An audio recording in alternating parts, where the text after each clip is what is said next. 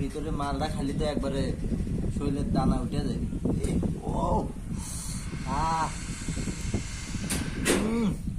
সেই স্বাদ,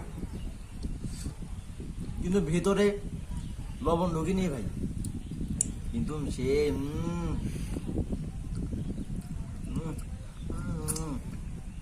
এই দেখো এই যে মাল মাল, এই যে মাল, ও কি বলবো ভাই,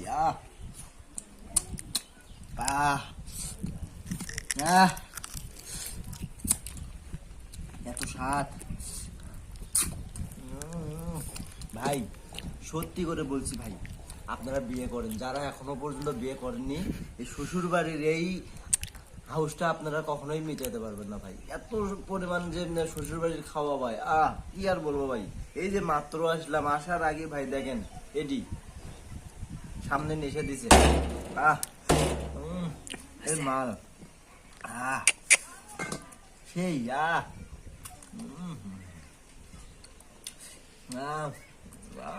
সেই টেস্ট